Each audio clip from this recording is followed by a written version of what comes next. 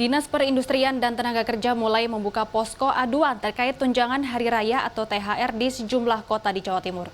Posko ini menjadi tempat konsultasi dan laporan para warga terkait THR di sejumlah kota Jawa Timur. Posko ini menjadi tempat dibayarkan pengusaha.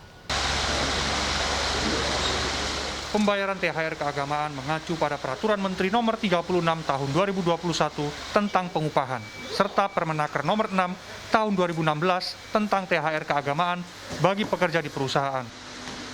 Dalam aturan itu, pengusaha harus membayar penuh tunjangan hari raya atau THR kepada para pekerjanya.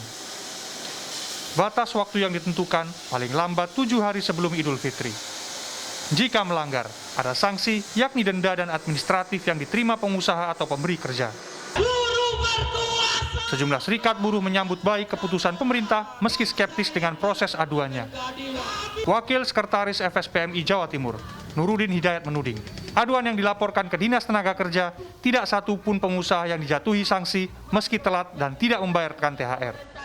Sanksi denda itu bagi perusahaan yang terlambat membayar THR. Sedangkan sanksi administratif tidak mendapatkan pelayanan publik tertentu itu bagi perusahaan yang tidak membayar THR. Sampai sekarang di Jawa Timur satupun tidak ada perusahaan yang diberi sanksi tersebut. Artinya problemnya itu di penegakan hukum itu sendiri dari pemerintah. Kepala Dinas Perindustrian dan Tenaga Kerja Surabaya, Ahmad Zaini mengakui, dari 14 laporan terkait THR yang diterima tahun lalu, ada 10 yang bisa diselesaikan. Itu pun, sebagian diantaranya pembayaran THR melewati Hari Raya Idul Fitri. Ia meyakinkan para pekerja agar tetap mau melapor, sehingga hak-haknya bisa dibayarkan meski harus melewati proses mediasi yang memakan waktu 7-10 hari kerja. Sebisa mungkin tadi saya sampaikan bahwa teman-teman pengusaha memenuhi kewajibannya untuk memberikan THR 7 hari sebelum hari H agar sudah diberikan.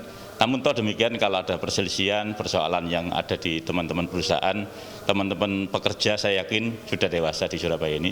Dan saya harap laporannya teman-teman sudah dewasa, teman-teman serikat maupun teman pekerja akan melaporkan kepada kami. Sementara itu, Ketua Kamar Dagang Indonesia atau Kadin Jawa Timur, Adik Dwi Putranto mengungkapkan, sejumlah sektor usaha belum sepenuhnya pulih. Ia mencontohkan, sektor pariwisata, perhotelan, dan restoran masih membutuhkan waktu untuk bangkit. Selebihnya, terutama sektor kesehatan dan obat-obatan, seharusnya bisa membayarkan THR sesuai ketentuan pemerintah. Kalau yang belum mampu, karena memang situasi yang pandemi dan sekarang masih belum pulih, ini bisa dinegosiasi bagaimana cara pembayarannya.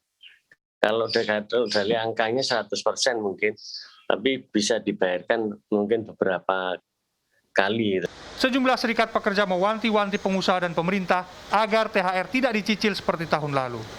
Untuk tahun ini, pembayaran THR harus 100% atau 1 kali upah yang diterima pekerja tiap bulannya.